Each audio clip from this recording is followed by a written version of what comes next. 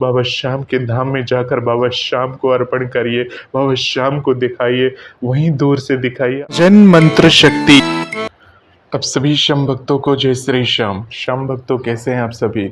उम्मीद करते हैं अच्छे ही होंगे। श्याम भक्तों, बाबा श्याम किस प्रकार से हमारी ज़िंदगी में संकेत देते हैं, किस प्रकार से हमें ये बताते हैं कि वो हमारे साथ हैं और उसको महसूस करना हमारा काम है। अगर हम बाबा श्याम को महसूस नहीं कर पाते, बाबा श्याम की बातें नहीं समझ पाते, बाबा श्याम के इशारे नहीं समझ पाते, तो हमारा ये जीवन व्यर्थ है। तो श्याम भक्तों, बाबा श्याम किस प्रकार से हमें इशारे देते हैं, किस प्रकार से हमें ये बताते हैं कि वो हमारे साथ हैं, आज इस वीडियो के माध्यम से आपके प्रश्नों के आधार पर हम आपको बताने वाले हैं कि आपको किस प्रकार से बाबा श्याम संकेत देते हैं कि वो आपके साथ हैं।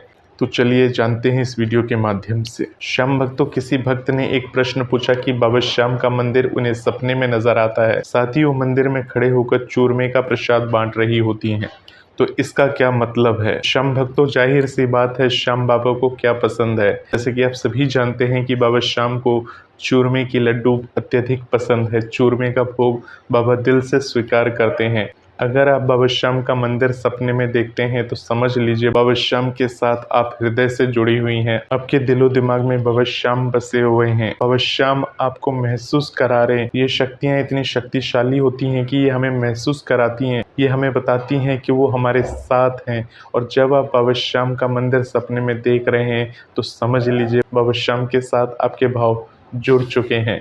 और बाबा श्याम के मंदिर में खड़े होकर चूरमे का प्रसाद बांटना, ये तो आपने सपने में देखा। अब बाबा श्याम के दरबार में जाकर बाबा श्याम को चूरमे का प्रसाद यानी भोग अर्पण करिए। बाबा श्याम को चूरमे का भोग उसी प्रकार से चढ़ाइए जिस प्रकार से आलू सिंह जी महाराज ने बाबा श्याम को चूरमे का प्रसाद, चूरमे का भोग अर्पण किया था। अब मैं आपके इस सपने से जुड़ी हुई एक सच्ची घटना सुनाने जा रहा हूँ, ध्यान से सुनिएगा इस बात को। जैसे कि श्याम भक्तों, आप सभी जानते हैं कि पहले के समय में जब बाबा श्याम के मंदिर के पट मंगल हो जाते थे, तो मंगल होने के बाद जब खाटू धाम में रात्रि शयन के बाद यानी रात्रि आरती होने के बाद बाबा के मंदिर के पट को जब बंद कर दिया गया, मंदिर के पट बंद होने के बाद जब सारे भक्त अपने घर में आराम कर रहे थे, सो रहे थे अपने अपने घरों में, तो रात्रि के 2 बजे के बाद बाबा श्याम को अत्यधिक भूख लगी। जब बाबा श्याम को अत्यधिक भूख लगी तो बाबा श्याम ने इधर उधर देखा, बाबा श्याम को कुछ चाहिए था खाने के लिए, परंतु बाबा श्याम को कुछ भी वहाँ पर खाने के लिए नहीं मिला। अब बाबा श्याम ने वहाँ पर एक बालक रूप धारण किया। बालक रूप धारण करके वहीं खाटू धाम में आलू सिंह जी महाराज श्याम बगीची में रहते थे। और बाबा श्याम आलू सिंह जी महाराज के घर यानी श्याम बगीची में आते हैं और आलू सिंह जी महाराज का दरवाजा खटखटाते हैं। रात के ठीक 2 बज रहे थे। भक्त शिरोमणि श्री आलू सिंह जी महाराज बहुत ही गहरी नींद में सो रहे थे। उस समय अचानक से रात्रि के समय जब किसी ने दरवाज़ा खटखटाया तो अचानक से वो जागे, और जैसे ही वो जागे तो वो सोचने लगे कि इतनी रात्रि के समय मेरा ये दरवाज़ा किसने खटखटाया। और जैसे ही उठ के वो दरवाजे के पास पहुँचे, दरवाजे को खोला तो एक तेज मुख वाला बालक वहाँ सामने खड़ा होकर आलू सिंह जी महाराज से कह रहा था, बाबा मुझे बहुत तेज भूख लगी है, मुझे कुछ खाने के लिए दे दो। आलू सिंह जी महाराज सो के उठे थे। उन्होंने अपनी आंखों से जब उस तेज मुख वाले बालक को देखी तो उन्होंने अपनी आंखों को इस प्रकार से थोड़ा सा रगड़ा जैसे कि हम नींद में होते हैं और अचानक से हम कुछ ऐसी चीज़ देख लेते हैं तो हम खुद सकपका जाते हैं कि ये क्या हुआ। और रात्रि की समय जब एक नन्हा सा बालक इस तरह से खाना मांगने आया, तब आलू सिंह जी महाराज ने उससे पूछा, इतनी रात्रि के समय तुम कहाँ से आए हो? तो बालक ने अपने स्तर पे कुछ न कुछ बताया, जैसे कि हम बाबा के दर्शन करने के लिए आए हैं और रात्रि का पहर यहीं गुजार रहे हैं, हमें बहुत तेज भूख लगी है, कुछ खाने को दे दो। तब आलू सिंह जी महाराज ने उन्हें बताया कि ठहरो, मैं देखता हूँ कुछ अंदर पड़ा हो तो मैं लेकर आता हूँ। आलू सिंह जी महाराज अंदर गए और वहाँ से जाकर वो पेड़े का प्रसाद 2 पेड़ा लेकर आए और 2 पेड़ा लाकर उस बालक के हाथ में दे दिया। बालक उस पेड़े को लेकर बहुत ज़्यादा खुश हुआ और लेकर वहाँ से चला गया। अब रात्रि के समय आलू सिंह जी महाराज ने अपने दरवाजे को बंद किया और आकर वापस से लेट गए। परंतु लेटने के बाद उन्हें अब नींद नहीं आ रही थी। अब सिर्फ उनके दिमाग में ये चल रहा था कि अब तक तो ऐसा नहीं हुआ, परंतु आज ऐसा क्यों हुआ कि एक बालक को अचानक से भूख लगी और इस तरह से वो इतनी अंधेरी रात में यहाँ पर आकर मुझसे खाना मांग रहा है, मुझसे कुछ मांग रहा है खाने के लिए, ऐसा कैसे हो सकता है। फिर उस रात आलू सिंह जी महाराज को नींद नहीं आई और वो सिर्फ ये सोचते ही रह गए। सुबह हो गई। अब आलू सिंह जी महाराज के मन में ये दुविधा थी कि ऐसा कैसे हुआ। नहा धोकर पवित्र वस्त्र पहनकर बाबा श्याम के मंदिर में पहुंच जाते हैं पट को खोलने के लिए, और जैसे ही बाबा श्याम के द्वार को खोलते हैं तो बाबा श्याम सामने विराज रहे होते हैं। उन्हें प्रणाम करते हैं और प्रणाम करने के पश्चात वो देखते हैं वही वाला पेड़ा जो कल एक बालक उनके घर से लेकर गया था। एक पेड़ा बाबा श्याम के पास पड़ा हुआ है और आधा पेड़ा टूटा हुआ है।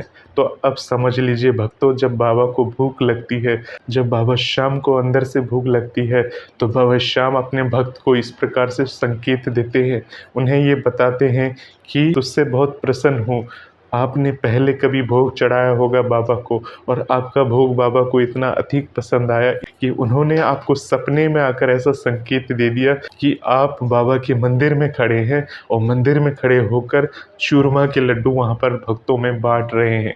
तो सोचिए, ये एक सोचने वाली बात है। जब बाबा श्याम को भूख लगती है, ईश्वर को भूख लगती है, या किसी भी भगवान या देवी देवता को भूख लगती है, तो वो इसी प्रकार से सपने में आकर प्रत्यक्ष दर्शन देते हैं और आपको इशारा देते हैं अब आपको आगे क्या करना चाहिए।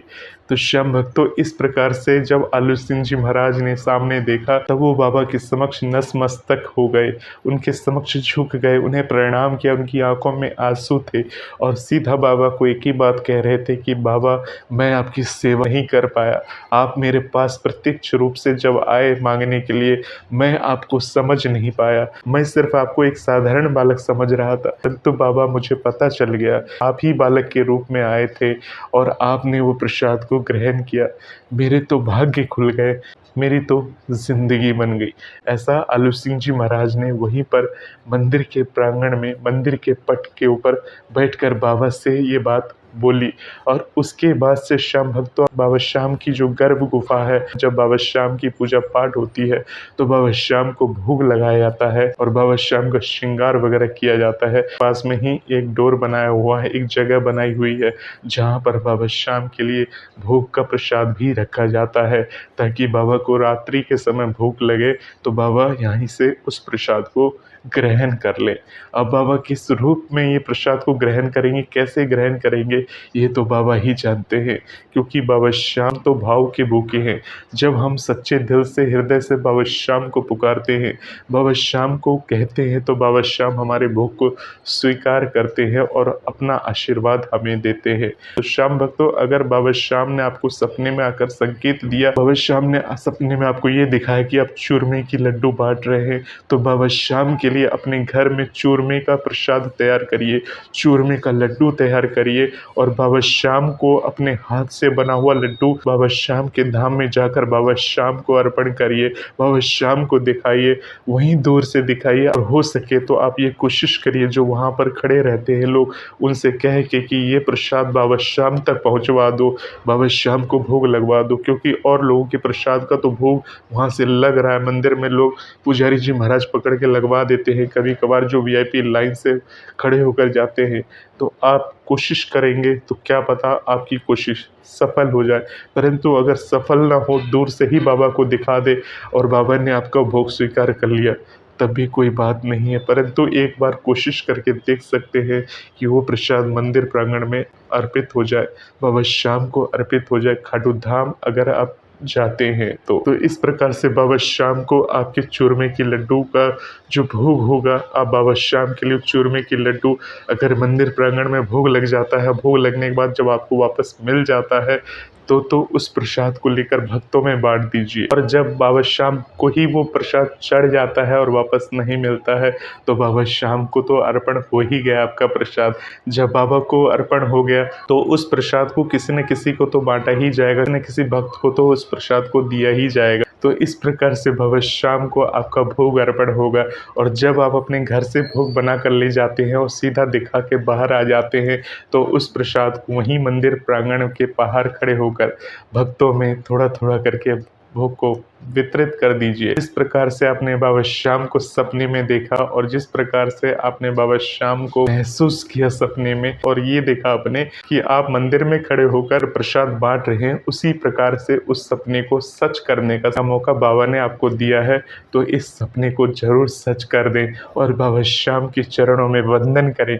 बाबा श्याम को नमस्कार करके बोले कि बाबा श्याम, मुझसे कोई त्रुटि हो गई, भूल हो गई, अपना बच्चा समझकर मुझे क्षमा कर देना, और जो मेरे से हो सका इस तुच्छ प्रसाद का भोग लगा लेना। इतना बस कह देंगे, बाबा श्याम का आशीर्वाद आपके पूरे परिवार पर बना रहेगा। ये है बाबा श्याम की महिमा, ये है बाबा श्याम की कृपा। श्याम भक्तों, मिलते हैं एक नए सवाल के साथ अगले वीडियो में। तब तक के लिए बाबा श्याम का ध्यान करते रहिए, बाबा श्याम का गुणगान करते रहिए। और बाबा श्याम की बातों को सुनने के लिए, बाबा श्याम की ऐसी वीडियोस की नोटिफिकेशन पाने के लिए आप चाहे तो इस चैनल को सब्सक्राइब कर सकते हैं। आपकी मर्जी है। अगर बाबा की बातें पसंद आती है, नहीं आती तो कोई बात नहीं। आप सभी श्याम भक्तों को जय श्री श्याम, जय श्री राधे।